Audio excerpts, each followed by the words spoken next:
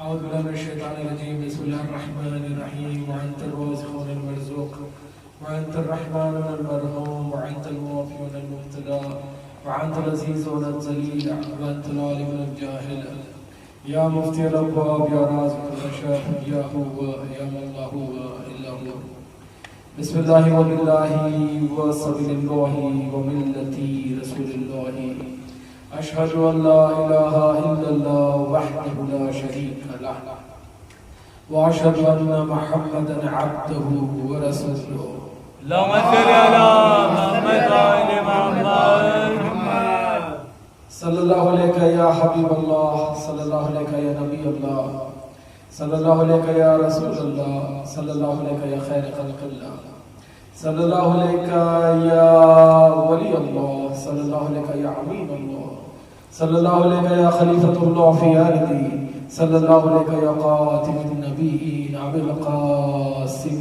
محمد اللهم صل على محمد وعلى محمد صلى الله عليك يا عمد الدين صلى الله عليك يا ياسر الدين صلى الله عليك يا حاكم عمد الدين صلى الله عليك يا إمام المبين صلى الله عليك يا إمام المتقين صلى الله عليك يا ولي المؤمنين صلى الله عليك يا موالي الكافرين صلى الله عليك يا أمير المؤمنين علي بن أبو طالب اللهم صل على محمد وعلى محمد صلى الله عليك يا بنت نبي الله صلى الله عليك يا بنت حبيب الله صلى الله عليك يا بنت خير خلق الله صلى الله عليك يا بنت رسول الله صلى الله عليك يا بنت قاتم النبيين صلى الله عليك يا فاطمة الزهراء سيدتي نساء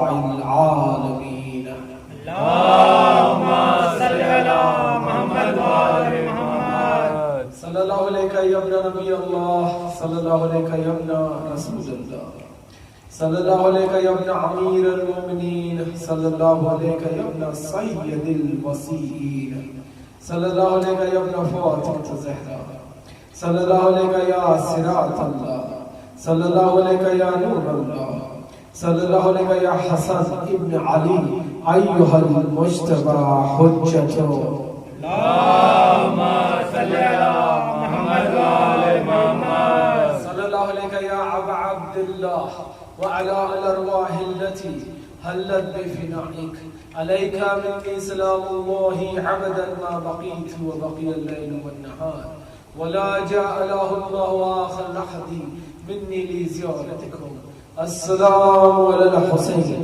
وعلى علي بن الحسين وعلى أولاد الحسين وعلى أصحاب الحسين اللهم صل على محمد وعلى محمد الحمد لله الذي وجعلنا من المتمسكين بولايته سيدي مولاي أمير المؤمنين علي بن أبو طالب اللهم صل على محمد وعلى محمد أما بعد قال الله تعالى في قرآن الحكيم بسم الله الرحمن الرحيم تبارك الذي بيده الملك وهو على كل شيء قدير الذي خلق الموت والحياة ليبلوكم أيكم أحسن عملا وهو العزيز الغفور آمنا بالله صدق الله العلي العظيم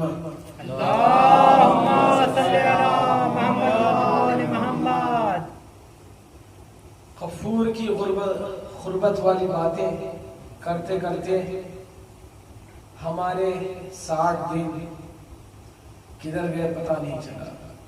इस अय्याम की ये आखिरी तीसरी मजलिस है इंशाअल्लाह जुमेरात के दिन हम इस साल के लिए इस अय्याम से ये तो नहीं कहता इस अय्याम को छोड़ देंगे, बस अपने अपने घरों में किया कीजिए मगर हुसैन को याद किया कीजिए क्योंकि हुसैन को याद करना अल्लाह को याद करना है। हमारे ये 60 दिन किधर गए पता ही नहीं चला। आज मुहर्रम और सफर उस मरहले पे आ गया है कि आज के बाद फिर हुसैन को अपनी अपनी मारिफत से लोग याद करेंगे। आज तक एक इंसान हर साल जो बचपने से हुसैन इब्न अली को याद कर रहा है, वो काम अंजाम दे रहा था। यहाँ ही नहीं, बहरीन में नहीं, बल्कि सारी दुनिया में जो बचपने से देख रहे थे कि पहली मुहर्रम से लेके 28 सफर तक, कुछ जगह पे 8 रबीउल अव्वल तक, ये जो बचपने से देख रहे हैं वो करते हैं हम हर साल।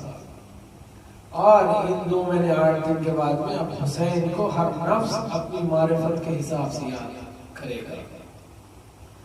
कोशिश कीजिए कि एक अपने नफ्स को एक किताब बनाए और इस अय्याम के इख्तिताम के बाद कोशिश कीजिए कि लेक्चर में कितना प्रॉफिट हुआ, कितना नुकसान हुआ।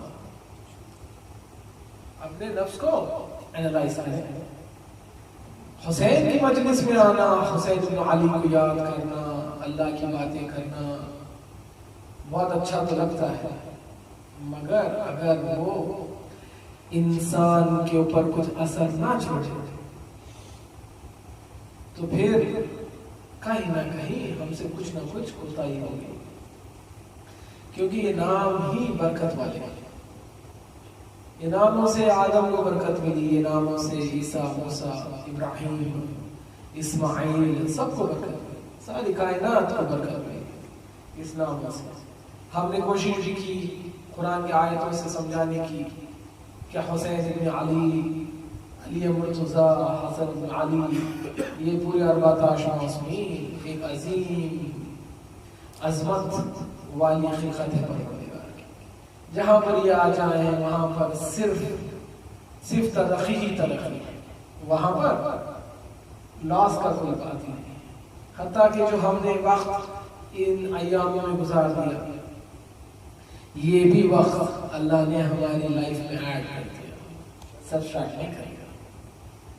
ये मेरा आप लोगों से वादा है, क्योंकि ये मैं वादा अपने से नहीं कर रहा हूँ, कुरान में पढ़ा हूँ कि अल्लाह कहता है जब हुसैन का जिक्र करता है, जितना वक्त वो इस्तेमाल करता है जिक्र हुसैन इब्न अली में, मैं अल्लाह उसकी हयात में वो अकाउंट ही नहीं करता। जितना इंसान हुसैन इब्न अली के नाम पे खर्च कर देता है, चाहे वो खर्च तबरुक की शक्ल में क्यों ना हो, चाहे वो खर्च किसी की मदद करने की वजह से क्यों ना हो जाए, किसी भी बिना से अगर उसकी निस्बत 14 मासूमीन से है, तो अल्लाह कहता है कि मैं इसका भी अकाउंट तुम्हारे अकाउंट में लिखता है और सिर्फ इसको इन्वेस्टमेंट में कंसिडर करता हूं। ये अल्लाह कुरान में कहता है। तो कोशिश हमें करना चाहिए, जो परवरदिगार इतनी अच्छी अच्छी बातें करता है इन अहले बैत के मुतालिक, तो हमें भी सोचना चाहिए कि हम बचपने से इन अहले बैत को मानने वाले हैं, चाहने वाले हैं, इनकी अक्सर बातें करते हैं, बातें सुना करते हैं इनके बारे में। तो हर अय्याम के बाद में इतनी तो कोशिश करना चाहिए इंसान कि इस अय्याम से हमें क्या मिला, इस अय्याम से हमें क्या मिला, हम इस अय्याम से क्या लेके उठे, जिसकी वजह से कोई तीसरा जो ना तो मुसलमान हो ना तो शिया हो, वो देख के ये कह सके कि भाई ये लोग में इतनी तब्दीली 60 दिनों में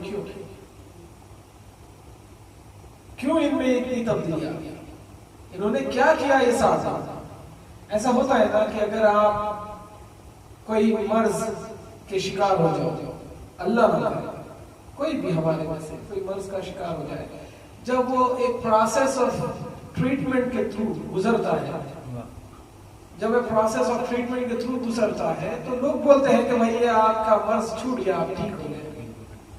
तो अल्लाह ताला ने हमारी किस्मत में 10 महीने जो हम अलग अलग गुनाह के वायरसों का शिकार होते हैं। 10 में अब 3 मजलिसें बच गई है। अब 3 मजलिसों में नसीहत के जरिए से मैं अहले बैत के फज़ाइल पढ़ता हूं, ये सोचता हूं। तो हम ये 10 महीनों में जो अलग अलग कोई नफ्स गिना का वायरस का शिकार, कोई गीबत का, कोई झूठ का, ये जितने जितने वायरसेस हमें अटैक करते हैं 10 मंथ्स, अल्लाह ताला एक एंटीवायरस बना के भेजा है हमारी जिंदगी में। उस एंटीवायरस का नाम है हुसैन इब्न अली।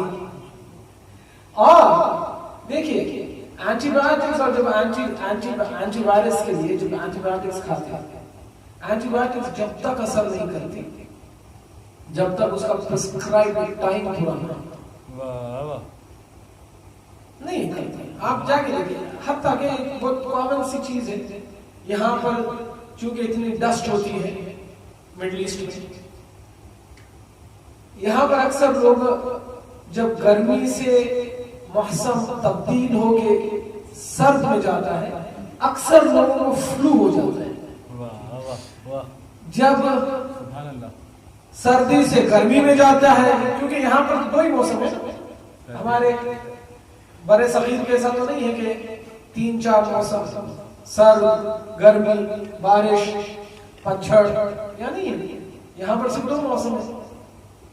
यहाँ पर जब भी गर्मी से या सर्द में तब्दीली होती है तो इंसान एक मरज का शिकार हो जाता, फ्लू। और जब भी सर्दी से गर्मी आती है तो फ्लू हो जाता है। अगर डॉक्टर के पास गए तो अगर आप डॉक्टर से पूछे कि भाई मुझे फ्लू हो गया शायद, तो तुरंत बोलेगा हाँ अब एनवायरनमेंट में फ्लू है, फिजा में फ्लू के जर्म्स है। शायद उस पर्टिकुलर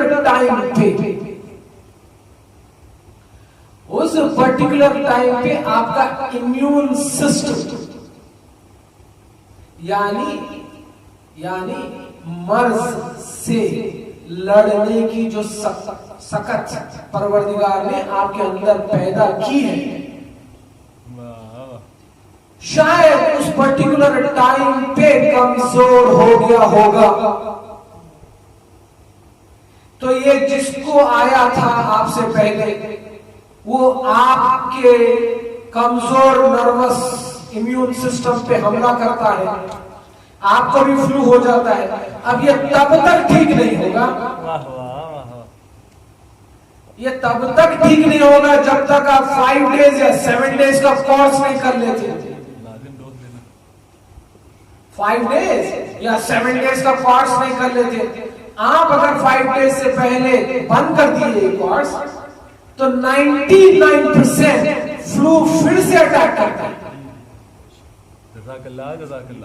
99% फ्लू फिर से अटैक करता है। इसलिए वो प्रिस्क्राइब्ड कोर्स भी करना है, वो एंटीबायोटिक भी खाना है। इसीलिए शायद हमारे आलिम दीन ये रिवाज बना दिए कि कम से कम अल्लाह कहता है कुरान में, कोई भी चीज तुझे तुम्हारी फितरत बनने के लिए 40 दिन की जरूरत है।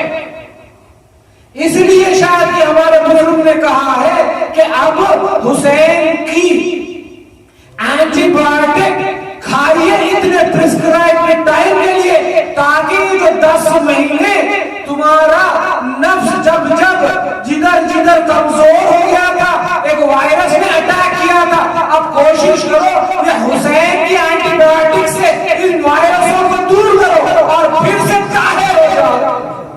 सुभान अल्लाह, सुभान अल्लाह, नाराए हैदरी। बहुत खूब, वाह। फिर से ताहिर हो जाओ। तो ये जो मजलिस अज़ा है, ये हुसैन इब्न अली है, ये एक प्रिस्क्राइब्ड मेथोडोलॉजी है, ये एक प्रिस्क्राइब्ड प्रिस्क्रिप्शन है अल्लाह का। जैसे डॉक्टर प्रिस्क्रिप्शन लिखता है, वैसे ही अल्लाह ने ये प्रिस्क्रिप्शन लिखा है कि ये प्रिस्क्रिप्शन को फॉलो करें। जो 10 महीने तुम्हारे से जो जो कोताही है हुई होगी, मैं एक टैबलेट मुफ्त में दिए देता हूं। उस टैबलेट का नाम है हुसैन वाली, और उसका टाइम भी मैं आपको दे देता हूं। वो टाइम है पहले दिन से हिलाल के, क्योंकि अल्लाह चाहता है आप फिर नए साल में, आप फिर नए साल में नए बन के जाएं। क्योंकि अक्सर आपने देखा होगा, आप जहां पर भी जाते हैं, जब न्यू ईयर करीब आता है, एक हफ्ते से पहले बीमारी चालू हो जाती है। आपका न्यू ईयर रेजोल्यूशन क्या है? क्या करोगे नए साल में? जो पिछले साल आपके जो बुराइयां थे वो छोड़ोगे। अब कोई बोलता है मैं ये साल मेरा न्यू ईयर रेजोल्यूशन ये है कि मैं सिगरेट पीना छोड़ूं। कोई कहता है मेरा ये न्यू ईयर रेजोल्यूशन है कि मैं मेरी अम्मा बाबा की ज्यादा मेहनत से उनकी खिदमत करूं। कोई कहेगा कि मेरा ये साल का न्यू ईयर रेजोल्यूशन है कि मैं शादी कर लूं। रेजोल्यूशन, न्यू ईयर रेजोल्यूशन ये बनाते हैं ताकि एक अच्छा नया काम नए साल में करो। एक अच्छा नया काम नए साल में करो, इसी को कहते हैं new year resolution. New year resolution औरों के लिए हो सकता है एडी हो, आफ्टर डेथ वाला, ये जो क्रिश्चियन कैलेंडर है वो औरों के लिए है, मगर अल्लाह ने भी तुम्हारे लिए भी एक न्यू ईयर रेजोल्यूशन बनाया है। हम कितने खुश नसीब हैं, सोचिए हम कितने खुश नसीब हैं कि आप अपने लिए खुद न्यू ईयर रेजोल्यूशन बनाते हैं किसी और को जो कमजोर है आपकी तरह एक इंसान है जिसने ये रिवाज निकाला होगा। आप ही की तरह कोई एक इंसान होगा जो ये रिवाज निकाला है कि न्यू ईयर के टाइम पे दिसंबर में अगले एक हफ्ते में एक न्यू ईयर रेजोल्यूशन बना लीजिए। कोशिश करिए, लोग पूरी चार्ज बनाते हैं कि हम ये साल ये करेंगे, ये करेंगे, ये करेंगे। आप अपनी खुवत से, अपनी अकल से अपने वास्ते खुद न्यू ईयर रेजोल्यूशन बनाते हैं। मैं फर्क बता रहा हूं औरों की किस्मत में और आपकी किस्मत में, औरों के नसीब में और आपके नसीब में। मैं एक फर्क बताना चाहता हूं, देख लीजिए, अगर पसंद आया तो अपना लीजिए, नहीं पसंद आया तो माफ कर दीजिए। मगर इतना याद रख लीजिए कि अगर हक से भागे तो हक बातिल में नहीं बदलता। लोग अक्सर सोचते हैं कि हक से दूर चले जाएंगे, हक के पास जाएंगे ही नहीं, तो समझते हैं कि शायद हक नहीं रहेगा। आप फना हो जाएंगे मगर हक रहेगा, आप फना हो जाएंगे मगर हक रहेगा। मतलब नौजुबिल्ला ऐसा कभी हो, एक कोई बहुत मरने से घबराता हो, कोई इंसान हो सकता है मरने से घबराए, खुदा ना करे उसको कोई ऐसी बीमारी हो जाए जिसका इलाज तो मुमकिन है। एक दिन पहले दिन वो जब डॉक्टर के पास जाता है, डॉक्टर उसको डायग्नोस कर देता है कि भाई तुम्हें ये बीमारी है। अगर डर के वो फिर वापस डॉक्टर के पास ना जाए और बोले के पास मैं जाऊंगा नहीं, ये हक वाली बात ही नहीं सुनूंगा, तो इंसान से बताइए क्या उसका उस डॉक्टर के पास जाना कतराने से क्या उसकी बीमारी चली जाएगी, हक बदल जाएगा?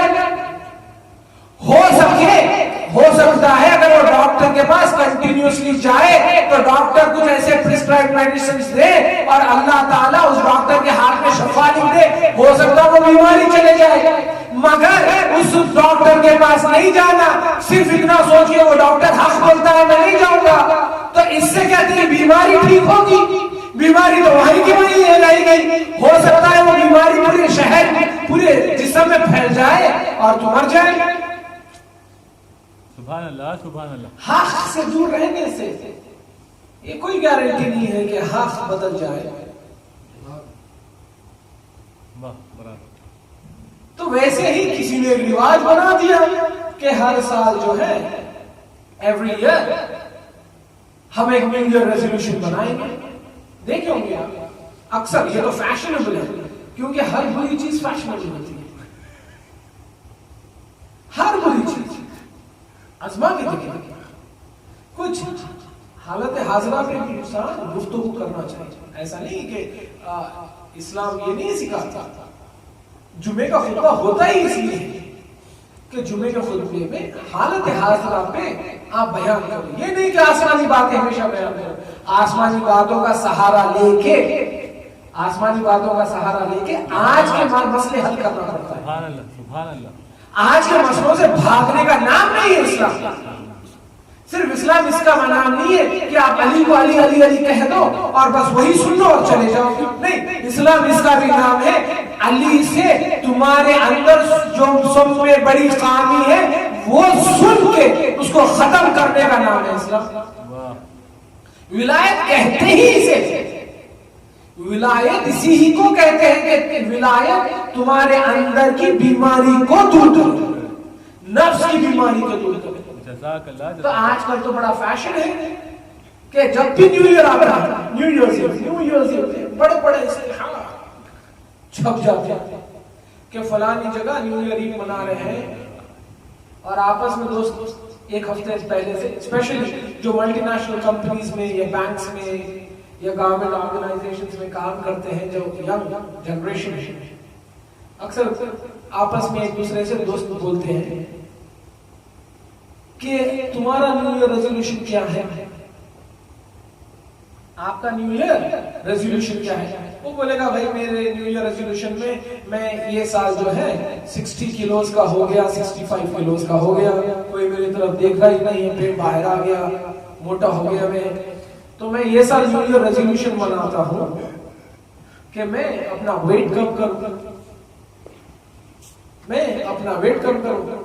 ये है या नहीं बताइए आप लोग कोई नहीं एक्सपीरियंस करे सर? बराबर करें। कोई कहेगा कि भाई मेरी शादी नहीं हुई, अब 2019 में मैं कोशिश करूंगा कि शादी कर ले। ये न्यू ईयर रेजोल्यूशन होता है। यानी हर वो बनाने वाला इस रिवाज को, पहले बनाने वाला भी एक इंसान जो बनाया ये न्यू ईयर रेजोल्यूशन, वो आम हो गई बात, क्योंकि हर बुराई को जल्दी आम होती है। और न्यू ईयर रेजोल्यूशन बनाते कहाँ है? शराब खाने में बैठ के। सही है ना? देखिए न्यू ईयर के दिन जाके देखिए क्या क्या गंदगी होती है, क्या क्या गंद होती है न्यू ईयर के नाम पे, एंजॉयमेंट के नाम पे। जाके अगर आप लोगों में, अल्लाह करे मैं जैसा समझता हूं वैसे ही हो कि आप लोग सब माशाअल्लाह यानी एहतियाते मासूम की मंजिलत के करीब होंगे इंशाअल्लाह। मगर हम सबको तो पता है ना ऐसा होता है, ऐसा होता है क्या क्या गंद होती है न्यू ईयर के नाम पर। मगर लोग बनाते तो है रेजोल्यूशन कि हम ये करेंगे, ये करेंगे, ये करेंगे, ये करेंगे, मगर बनाने वाले इंसान उस रेजोल्यूशन को देख के फैशन बना के दूसरे लोगों भी फॉलो करने वाले इंसान। अब आपके नसीब देखिए, आपके नसीब देखिए, जैसे ही 1 जनवरी जो है, जनवरी औरों के लिए, सारी कायनात के लिए अगर न्यू ईयर हो, तो आपके लिए, जिसके लिए अल्लाह कहता है इनके मालिकों के खरीद भी मैं रिज्क को आने नहीं देता, गंदगी, रिज्क, नजासत को आने नहीं देता। उनके चाहने वालों को अल्लाह कहता है मैं भी एक न्यू ईयर रेजोल्यूशन लिखता हूं हर साल। अल्लाह कहता है मैं भी एक न्यू ईयर रेजोल्यूशन लिखता हूं हर साल। इस न्यू ईयर रेजोल्यूशन को फॉलो करो और आज से आने वाले 10 महीने कामयाब जिंदगी गुजारो। और उस न्यू ईयर रेजोल्यूशन का नाम ही फरशादा है, क्योंकि हमारी मौलूद भी रोने से शुरू होती है, हमारा हर साल भी शुरू होता है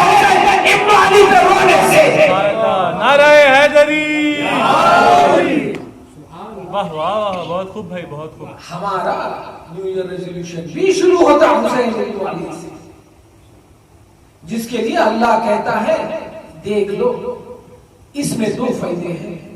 एक, जो पिछले बरस तुम्हारा नफ्स कमजोर हो गया था, तुम्हारे ऊपर जो जो गुनाहों का वायरस ने हमला किया, उस गुनाह के वायरस को एक एंटीडोट धो देगा। उस एंटीडोट का नाम है हुसैन इब्न अली। और जैसे कोई बीमारी हो जाए तो 5 दिन का या 6 दिन का कोर्स इंसान करता है ताकि उस 6 दिन में उस बीमारी से नजात पाले, वैसे ही अल्लाह लिखता है जाओ इसको कम से कम 40 दिन करो ताकि इस कोर्स पे तुम्हारे नफ्स पे पूरी जिंदगी साफ हो जाए और तुम फिर एक नए इंसान बन के इस दुनिया में जाओ।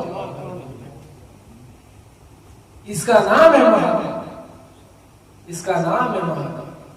तो अगर जैसे हम अगर फ्लू हो जाए या कुछ हो जाए, अगर एंटीबायोटिक्स हमारे को अगर डॉक्टर 5 दिन का कोर्स लिखा है, 6 दिन का कोर्स लिखा है, अगर सिर्फ 3 दिन खाए तो वापस फ्लू हमला करता है, वैसे ही हुसैन इब्न अली का जिक्र हम वैसे नहीं सुने जैसे अल्लाह ने प्रिस्क्राइब किया है। फिर आने वाले 10 दिन वैसे ही फिर वो वायरस से हमला करती है हमारे नफ्स पे जैसे पिछले साल करके गई।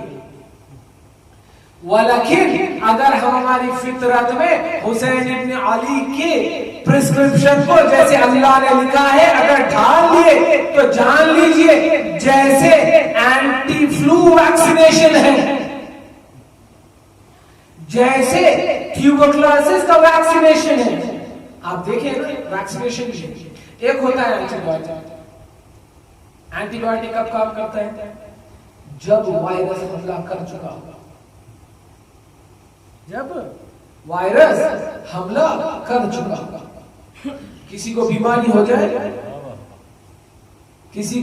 हो जाए तो फिर वो कोर्स टैबलेट खाएगा तो बीमारी जाएगी। और कुछ ऐसा भी सिस्टम है इसका इलाज में जिसे कहते हैं वैक्सीनेशन।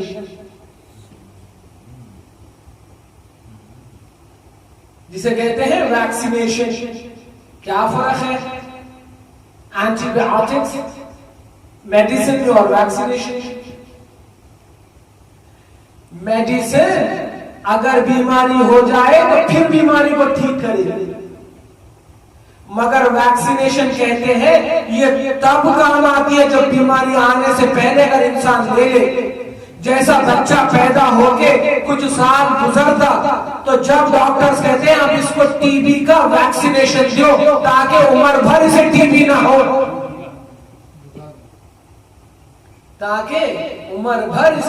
ना हो, वैसे ही अल्लाह सुभाना आपके नसीबों में ये जो 2 महीने लिखा है, 40 दिन इसके लिखा है एंटीबायोटिक्स। फर्स्ट फ्यू डेज जब आप 10 महीने के जो बीमारियां हमारे नफ्स में पैदा हुए, हुसैन 1 मुहर्रम से लेके आशूरा तक उस बीमारियों को दूर करते हैं एज एन एंटीबायोटिक बन के। फिर ये सफर मुहर्रम की 10 तारीख से लेके हमारे सफर के अय्याम खत्म हुए तक अब हुसैन वैक्सीनेशन बन जाते हैं उस नफ्स के लिए, ताकि आने वाले 10 महीने ये नफ्स को इतना हवी बना दे कि कोई सिन वाला वायरस फिर इस नफ्स में हमला ना कर सके। तो कोशिश हमें करना चाहिए कि हुसैन का प्रिस्क्रिप्शन जो अल्लाह ने हमें लिखा है उस प्रिस्क्रिप्शन को वैसे ले ले ताकि आने वाले 10 दिन आराम से गुजर जाए। मैं ये नहीं कहता कि आजमाइश नहीं होगी, आजमाइश नहीं होगी, हो सकती है आजमाइश होगी, मगर अब आजमाइश में भी इंसान फिर कमजोर नहीं पड़ेगा। गुनाह तो और बहुत दूर की बात है। जब हुसैन अगर बच जाए, अपने रूम में बस जाए, तो फिर गुनाह तो नहीं हो सकता इंसान से। हो सकता है कोताहियां हो सकती है, कई कोताहियां हो सकती है, मगर फिर हुसैन वैक्सीनेशन बंद के उनका जिक्र नफ्स को खवी बनाता है, नफ्स को खवी बनाता है। ये मैं नहीं कहता, ये किसी ने कहा है जो पढ़ रहा हूं। वो कहते हैं हादा हुसैन, ये एंटीबायोटिक और वैक्सीनेशन अपने दिल की बातें नहीं कर रहा, मैं अपने दिल की बातें पढ़ता ही नहीं। हादा हुसैन उम्मत क़ुव्वत ज़हरी,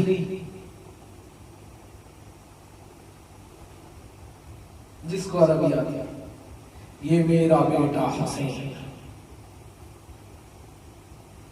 ये मेरा बेटा हुसैन, ये मेरी उम्मत की,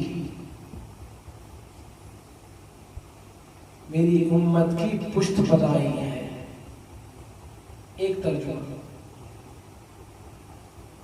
ये मेरी उम्मत की पीठ को, देखिए पीठ हमेशा आपकी जो पीठ है ज़हरी जो है, इसको खुव्वत से मेटाफोरिकली इसको इस्तेमाल ही करते हैं खुव्वत के लिए। बाजू हो गया, पीठ हो गई, इसको खुव्वत के लिए और एक किसी की हौसला अफजाई करने के लिए बोलते हैं ना। अक्सर हिंदुस्तान पाकिस्तान में शायद पीठ थप थपाना क्या बोलते हैं, यानी to encourage somebody to do something nice, ये मेटाफोरिक है।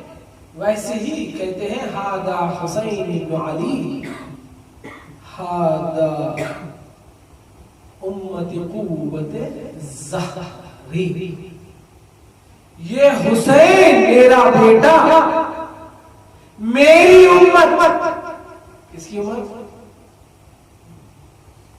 मेरी उम्मत की पीठ की क़ुव्वत है, ताकि फिर ये हुसैन जब आ जाए तो उम्मत की पीठ कभी टूटेगी नहीं, उम्मत कभी वीक होएगी नहीं,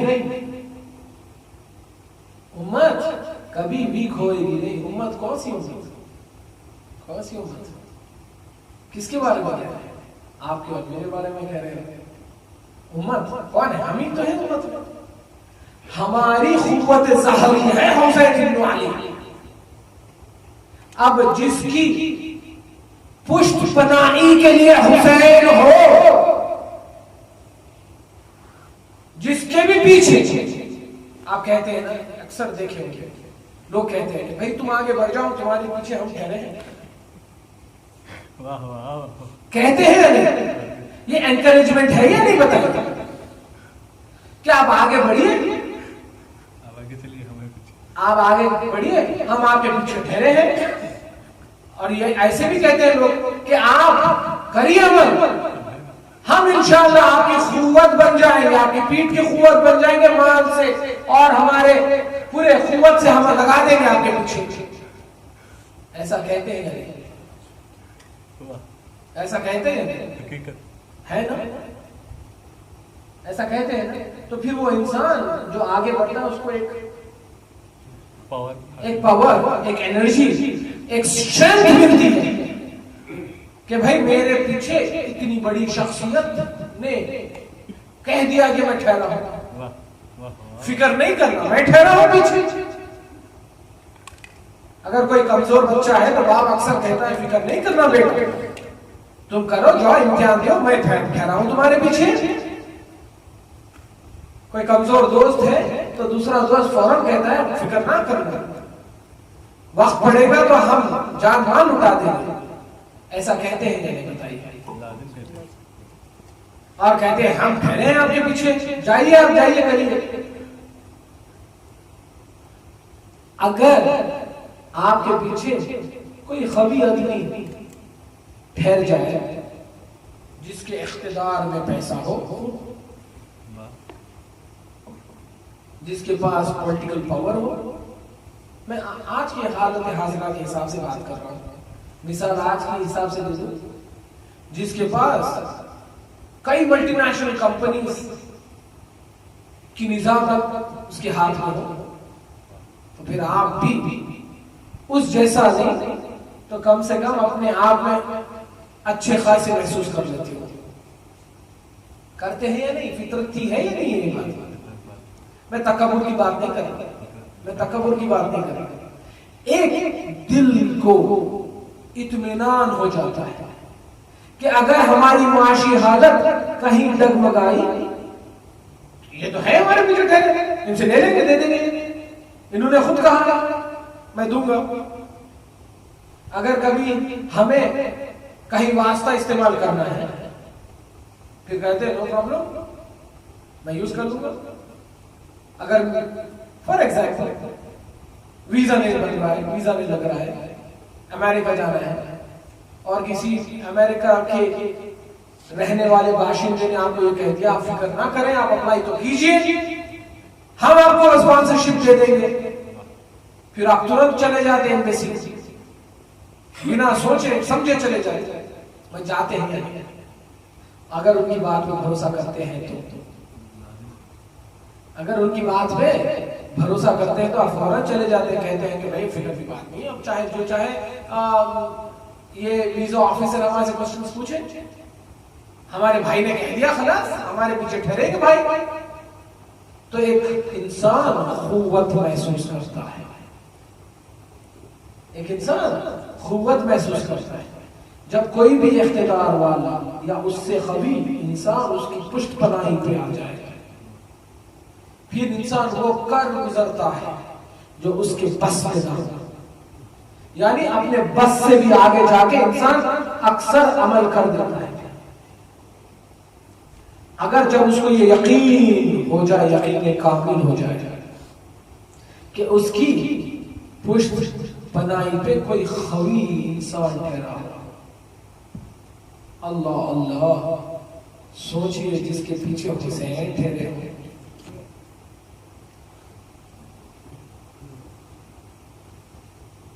सोचिए जिसके पीछे हुसैन इब्न अली ठहरे हो, जिसके लिए रसूल कहते हैं हादा हुसैन इब्न अली सफीनतुन नजात, यानी जाओ जाओ इस दुनिया में अमल करो, हुसैन नजात दे देना। कितनी बड़ी पुष्ट बनाई है, सोचिए सोचिए। ऐसा ऐसे ऐसे चेहरे मत पेश कीजिए। अमेरिका के वीजे की बात तो समझ में आई, यहाँ पर जैसे ही मैं कहा कि हुसैन इब्न अली सफीनतुन नजात है, सोचने लग गए जैसे कि अब जिब्राइल से ही बात करे तो तब यकीन होगा। दुनिया रंज व गम की पा जाएगा नजात, दुनिया रंज व गम की वो पा जाएगा नजात, जिसको तेरा इसके में असर है हुसैन। बेताब मुझे असर का खटका नहीं, दिल में अली अली और ज़बान पे हुसैन। सलामत रहिए। और जिसकी पुष्ट बुनाई पे ठहर के ये कह दे कि जाओ तो अमल तो करो, बरकत मेरा हुसैन दे देगा। यहां पर तो इंसान दूसरे इंसान के कहने पे वो कुछ कर देता है, वो कुछ कर देता है जो उसके बस में ना, सिर्फ इसलिए कि हाँ हमारे भाई ने, हमारे अंकल ने, हमारे डैडी ने, हमारे डैड ने, हमारे फलाने फला इब्ने फलाने कह दिया कि हमारी पुष्ट पनाही के लिए है। समझे अपना खा, आपके लिए पुष्ट पनाही के लिए ठहरे हैं कौन? हुसैन इब्न अली। और कह रहे कौन है कि हुसैन पुष्ट पनाही करते हैं? कौन कह रहे हैं? जिसके लिए अल्लाह कहता है ये मेरा हबीब है, अल्लाह कहता है ये मेरा रहमतुल लिल आलमीन है, अल्लाह कहता है ये मेरा सादिकुल अमीन है, अल्लाह कहता है सारे 1,24,000 पैगंबरों का सरदार है ये, 1,23,999 पैगंबरों का सरदार है ये, जिसके लिए अल्लाह कहता है ये बात ही नहीं करता बिना मेरे से पूछे। वो कह रहे हैं कि हुसैन कैसा होना चाहिए हमारे लिए? कैसे होना चाहिए? ये खौफ को कैसी होनी चाहिए?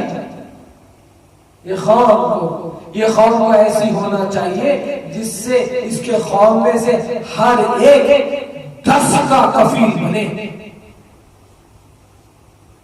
ये खौफ में से हर एक फर्द 10 का कफील बने, तब समझ में आएगा हाँ ये खौफ उसकी है जिसका नाम अली मुर्तजा है, जो सारे यतीमों यसीरों की किफालत करते थे। वाह वाह वाह वाह। पता तो चले दुनिया को कि हम अली मुर्तजा के चाहने वाले हैं, क्योंकि रसूल ने कहा अली का बेटा हमारी पुष्टपनाही करेगा। तो अब हम हमारे अंदर इतनी खुवत पैदा करेंगे कि हम इस कायनात में अल्लाह वाला काम करेंगे। हम भी 10 यतीमों को पाल लगाएंगे कि हम अली की किफालत में पड़े। नाराए हैदरी,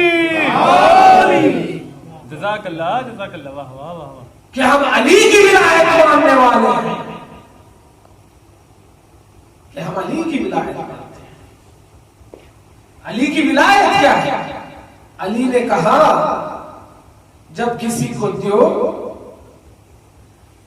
तो निगाह नीचे झुका के दो, ताकि मांगने वाले को तुम्हारे से मांगने में शर्म ना आए, और उसकी गैरत को देख के तुम्हें तकब्बुर ना हो जाए। उसकी गैरत को देख के, सुभान अल्लाह सुभान अल्लाह, उसकी शर्म को देख के तुम्हारे अंदर तकब्बुर ना आ जाए।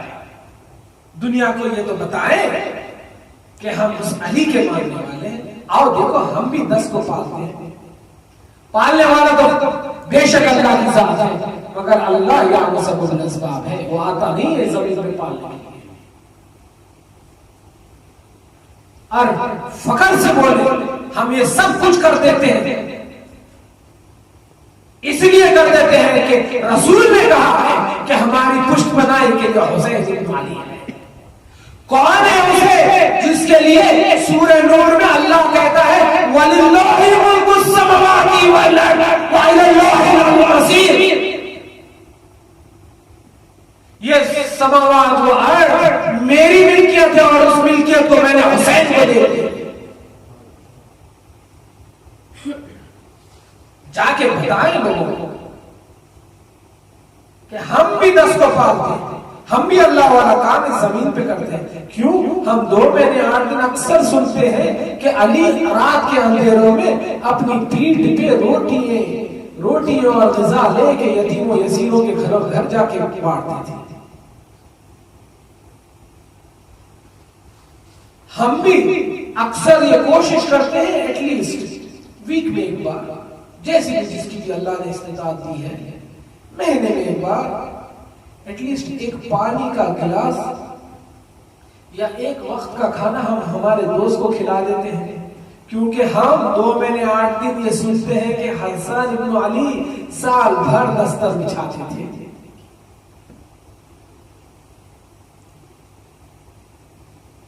आसान बात है ये कह देना कि सुन्नत हम फॉलो करते हैं, आंखों में सुरमा लगा लेते हैं, मिसवाक रख लेते हैं, अपने लिए हर चीज कर लेते हैं और फिर कहते हैं हम सुन्नत रसूल फॉलो करते हैं।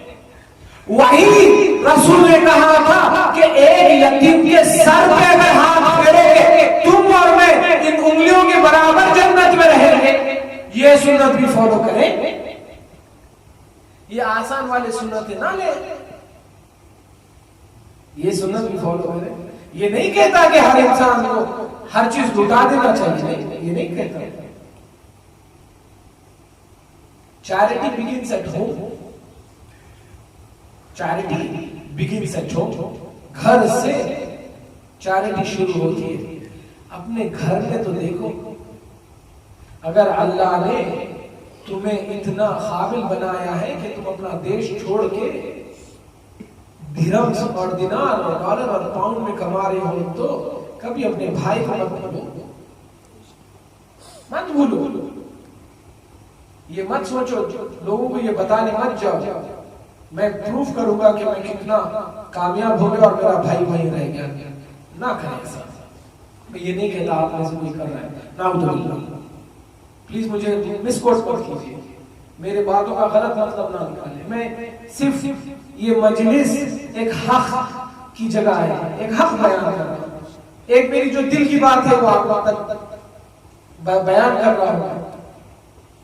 क्योंकि मैं जितना भी पढ़ा हूं, मैंने कभी अल्लाह को कुरान में उतना इजीली नहीं पाया जितना एक भूखे की भूख पे पाया। ये मैं मेरी खुद का एक्सपीरियंस बयान कर रहा हूं, मेरे खुद का एक्सपीरियंस बयान कर रहा हूं और दलील भी देते हैं। ज़ैनुल आबिदीन अपने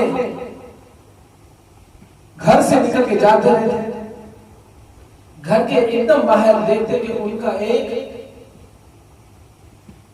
खादिम गुलाम दोपहर के खाने का वक्त करता, खाना खाते रहता, एक निवाला खुद खाता और एक निवाला उसी खाना, जितना भी उसको खाना मिला उसका हिस्से का खाना। देखिए हमें क्या सीखना चाहिए इन मजलिसों से, खुदगर्जी ना सीखे इस मजलिस, सेल्फलेस होना सीखे, अपने लिए, अपनी बीवी के लिए, अपने बच्चों के लिए। हर इंसान जीता है, कामयाब तो वो है जो औरों के लिए जी ले, औरों के लिए जी। फिर अल्लाह ने भिजाया ही वैसी चीज है जिसको रसूल ने कहा तुम्हारा फिक्र ना करे, कोशिश तो करो औरों के लिए जीने के लिए। मेरा हुसैन पुष्टपनाही को ठहरा है, अमल की कोशिश तो करो, ये कहेगा जाओ जाओ आगे बढ़ो, मैं हूं पीछे। इमाम ज़ैनुल आबिदीन जाते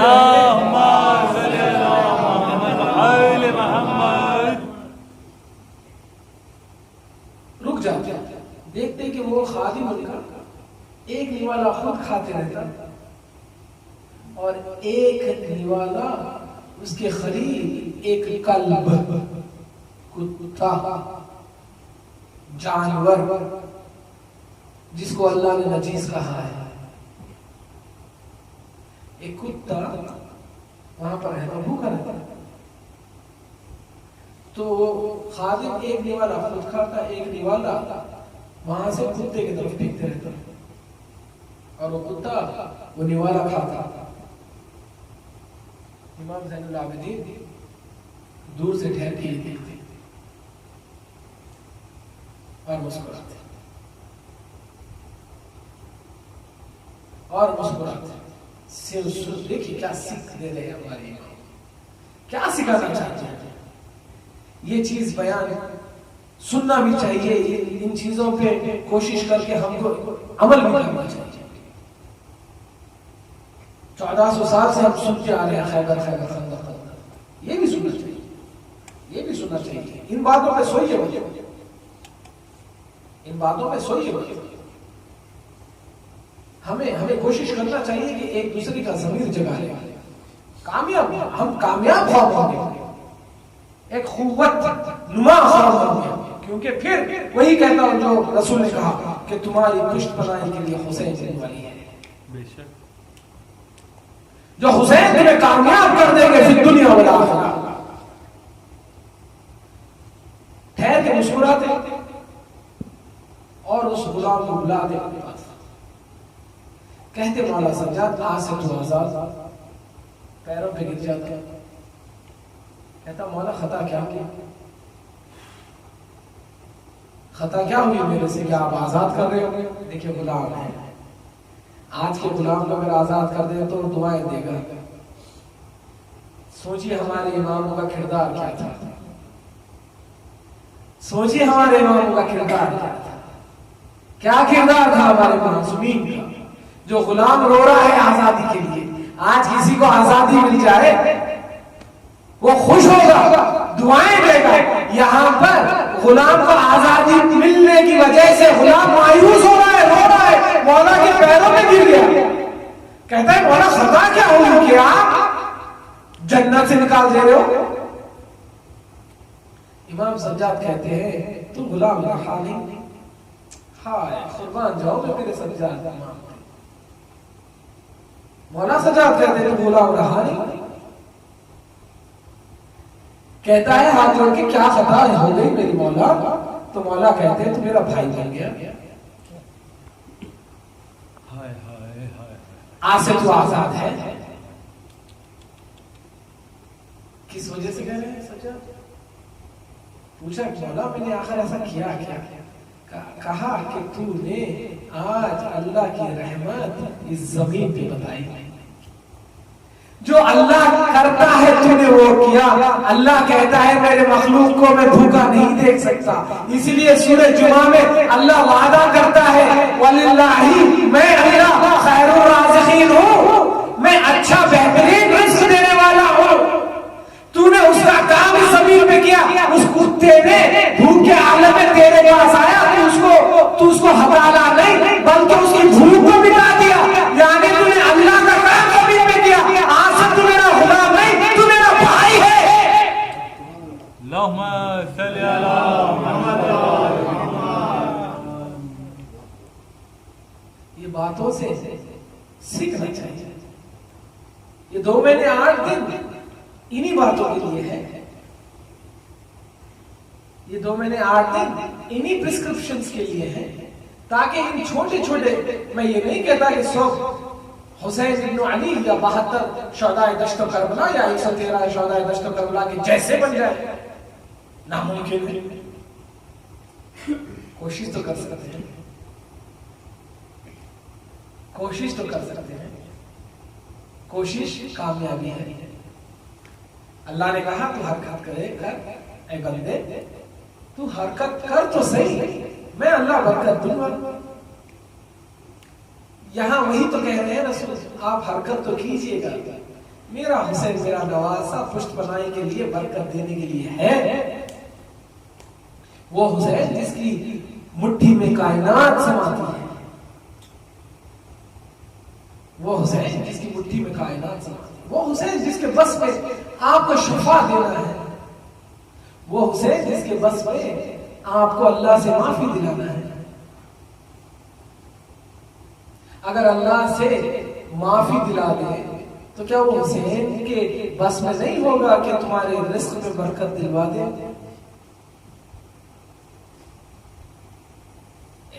अपना अकीदे को पुख्ता कीजिए।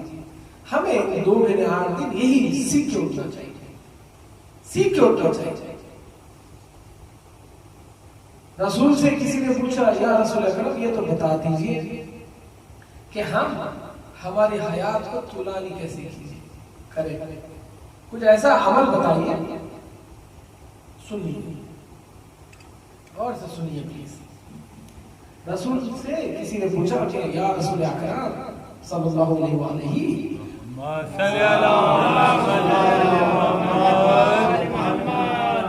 कुछ ऐसा अमल तो बताइए जिसकी वजह से हमारी उम्र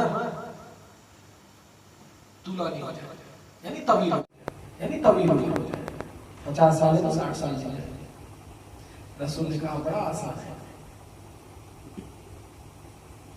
बड़ा आसान है। देखिए क्या बताना चाहते हैं, क्या बताना चाहते हैं रसूल।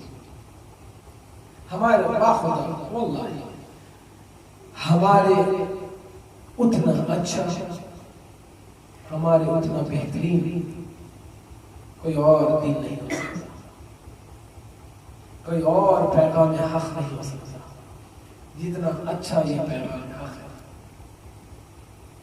और इसी पैगाम हक के लिए हुसैन इब्न अली ने सारे मुसीबतें बर्दाश्त की। हमको सीखना चाहिए। रसूल कहते हैं बड़ा आसान है, बताता हूं मैं क्या करना चाहिए। कोशिश कर अपने रिश्तेदारों की खबर लेते रहे, अपने रिश्तेदारों से सलाम दुआ करते रहे।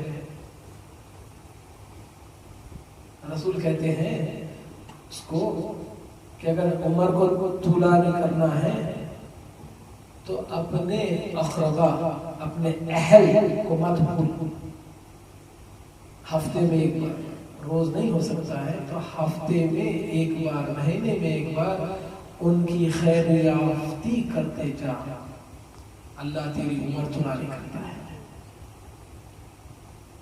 रसूल कहते हैं क्योंकि अल्लाह ने कहा है खुदा कि मैं उसकी उम्र में बरकत नहीं देता जो अपने अहल से गाफिल हो जाता,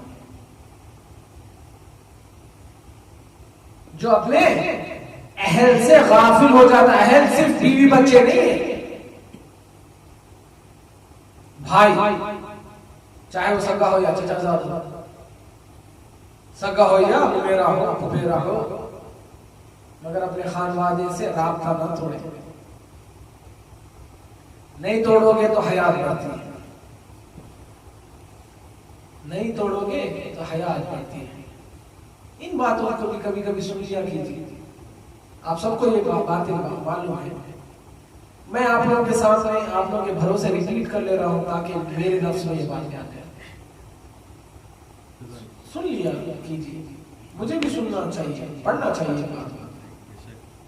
अक्सर तो खैबर खंदक सबसे सुनते हो, हर खतीब की एक ही सदा है, नारे हैदरी खैबर खैबर, नारे सदरी खंदक खंदक। मगर ये भी बातें सुनना चाहिए साथ साथ। तो अगर अपने अहल से रिश्ता ना तोड़े तो हयात बढ़ती है। किसी ने मौला कायनात से पूछा, मौला कुछ तो बताइए जिससे मेरे रिस्क में बरकत हो। तो मौला ने कहा, क्या तू तिजारत के लिए अपने घर से बाहर जाता है? तो उसने कहा, हाँ मौला मैं जाता हूं। तो कोशिश कर जब वापस घर को लौटे, जब वापस घर को लौटे तो कोशिश कर कि अपने घर वालों के लिए कुछ हदिया लेके जा, अपनी बीवी बच्चों के वास्ते कुछ गिफ्ट लेके जा, अपनी बीवी बच्चों के लिए। मौला कायनात कहते हैं अगर चाहता है रिस्क में बरकत हो, चाहता है रिस्क में बरकत हो, तो अपने घर वालों के वास्ते जहां से भी लौटेगा तो काम धाम करके तो कुछ गिफ्ट लेके जा। तू लेके जाएगा, अल्लाह तेरा बरकत लिख देगा। ये अच्छी बातें नहीं है, बताइए इंसाफ से बताइए, अच्छी बातें नहीं है। कितना सरल, कितना सरल। हुसैन, अली, इमाम हसन, हमारे इमामों ने, 14 मासूमीन ने कितना अच्छा सलीका सिखा के गया कि जिंदगी कैसे जिए। हम ये तो नहीं सीखते, तुरंत कहते हैं अच्छा मैंने अभी अभी एक एडवर्टाइजमेंट पढ़ा, या मुझे नहीं मालूम यहाँ का, हमारे यमन में, मोराको में, इंडिया पाकिस्तान में ये उरूज पे है। ये बात मोराको में, इंडिया पाकिस्तान में, यमन में उरूज पे है। फलाने जगह फलाने बाबा ने कहा है आ जाओ 10 नींबू लेके,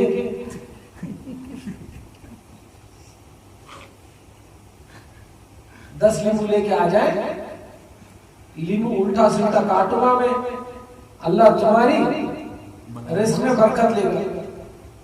उस बाबा के इश्तिहार पे तो यकीन है और उसके पास भटकते फिरते हो, मगर रसूल ने जो कहा, अली ने जो कहा वो नहीं अपनाते। क्या जरूरत है तावीज की जब रसूल ने कहा कि अगर उम्र को बढ़ाना है तो अपने खानवादों की खैरात करते रहो। अली मुर्तजा ने कहा कि अगर रिस्क में बरकत चाहते हो, छोटे छोटे से अली ने बताया, छोटे छोटे कहा जुमे के दिन नमाज से पहले जो अपने से हुआ इतना निकाल दो। हसन अली अस्करी ने कहा जो मेरे बेटे के नाम पे हर महीने की पहली तारीख के दिन फजर से पहले मेरे बेटे का सदका निकालेगा, मैं हमारे पूरे अरबाताश मास में उसकी रिस्क में शामिल हो जाता है। ये नहीं कहा कितना निकालो, ये कहा मेरे बेटे इमाम ज़माना का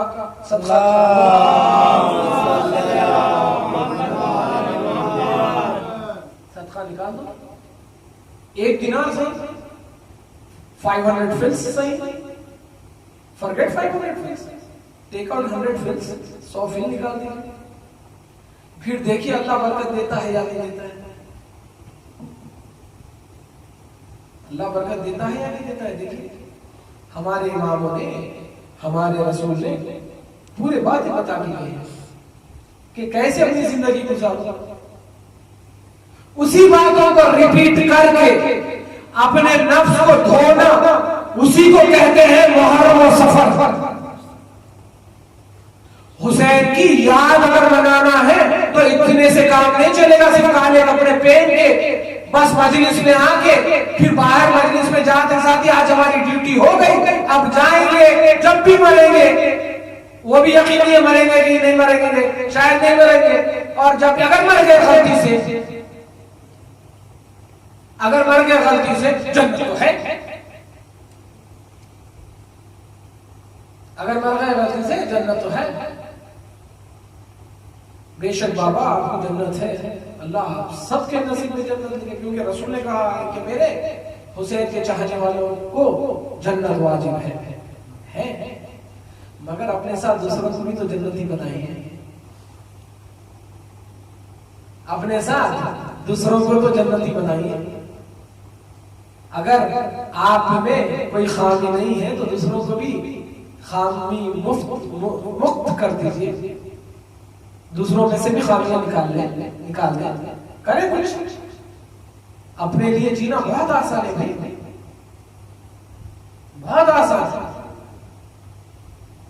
9 to 5 जॉब करके पैसे कमा लेना, अपनी बीवी बच्चों को खुश रख देना, क्या बड़ी बात है, क्या बड़ी बात, कोई बड़ी बात। उतना ना करे तो फिर इंसान ही नहीं, मर तो दूर की बात, इंसान नहीं। अगर इतना भी ना कर सके तो इंसान नहीं है। मर्द बने मर्द, मर्द कहते ही उसे है जो औरों की खुबत बन जाए। कोशिश करें कि अपने माशरे में जो गरीब है हमसे, अपने माशरे में जो कमजोर है हमसे, उनकी खुबत बन जाए, तभी लोगों को पता चलेगा हु इज हुसैन। ये बड़े बड़े इश्तिहार लिख के who is Hussain, who is Hussain, रोडों पे ठहर के जहां पर 5 मिनट पहले शायद वो पानी पी के आया, फिर भी उसको एक गिलास पानी दे देते हैं, उसे हु इज हुसैन। वहां जाके पानी पिलाइए, वहां जाके पानी पिलाइए। आज ही मैं न्यूज में देख रहा था, छत्तीसगढ़ में, हमारे हिंदुस्तान में छत्तीसगढ़ में कुछ ऐसे गांव हैं जहां पर उनको मोहरी का पानी छान के पीना पड़ता। अरे भाई वो मुसलमान ना सही इंसान तो है, जाइए हु इज हुसैन उनको बताइए हु इज हुसैन, उसको जल्दी समझ में आएगा हु इज हुसैन। उसको नहीं समझ में आएगा जो अभी एसी में से उतरा, आप उसको एक बोतल दे दिए, ये कह के हमारे हुसैन ने कहा पानी पिलाओ, जाओ उसे पानी पिलाओ जिसे पानी मुयसर नहीं है, जाओ उसे खाना खिलाओ जिसे खाना मुयसर नहीं। ये बातें इन 2 महीने 8 दिन में लेके उठना चाहिए। मुझे मैं आप लोगों की बात नहीं करता, प्लीज मुझे गलत ना समझ, मुझे गलत ना समझ। हर इंसान को अपने से कमजोर का कफील बनना चाहिए, चाहे वो 1 दिनार के लिए सही, 500 फिल्स के लिए सही, या कोई नमाजी है तो किसी और को जो बेनमाजी उसको नमाज सिखाना चाहिए। कोशिश करना चाहिए कि दावत पैगाम हक देते जाए, उसके बाद में बोले कि हु इज हुसैन, उसको पहले नमाजी बनाए, फिर उसको कहे कि ये मैंने हुसैन इब्न अली से सीखा, फिर वो बात समझ में आती हु इज हुसैन, फिर समझ में आती बात। क्योंकि हुसैन ने किया ही नहीं ना, हुसैन गए करबला में सिर्फ गए इसलिए ताकि इंसान को इंसानियत समझ में आ जाए। हुसैन की जंग कोई और कौम से थी नहीं, कोई और कौम से लड़े नहीं थे। हुसैन खियाम कोई और कौम के अगेंस्ट किया तो हुसैन ने खियाम किया था, तो उनके खिलाफ जो कहते थे कि हम भी वही है, हम भी नमाज पढ़ते हैं, आप भी नमाज पढ़ते हो, हुसैन ने खियाम किया सिर्फ ये कहने के वास्ते के इंसान को इंसान बनना चाहिए, इंसान को इंसानियत सीखनी चाहिए। तो हमें इन 2 महीने 8 दिन इंसान बन के बाहर माशरे में जाना चाहिए ताकि और इंसान हमें देख के उनमें इंसानियत जाग जाए, उनमें इंसानियत जाग जाए। क्योंकि इंसान का काम ही यही है कि और की तकलीफ में ठहर जाता है। इंसान का ये काम नहीं है कि सामने वाले को तकलीफ में देख के हंसना, क्योंकि तकलीफ में देख के हंसने वालों को यजीद कहते हैं।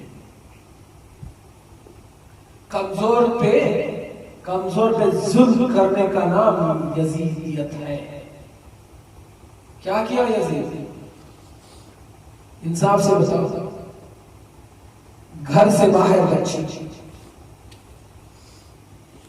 बेघर बच्ची, यतीम बच्ची, 4 साल बच्ची, कितनी कमी होगी, या यूं कहूं कितनी कमजोर थी सकीना, कितनी कमजोर थी सकीना। उस कमजोर यतीमा पे जुल्म करने वालों को ही कहते हैं यजीद। क्या क्या जुल्म नहीं करके बताया कि इंसानियत क्या है और जुल्म क्या है। गोशवारे छीने, बाबा को ढूंढने जब सकीना मक्तल की तरफ जा रही थी तो गोशवारे ढूंढ के, गोशवारे खींच के सकीना का लहू कर दिए। सकीना पे पानी बंद करके सकीना को इतनी तकलीफ दिए, बताइए ये इंसान करता है ये काम?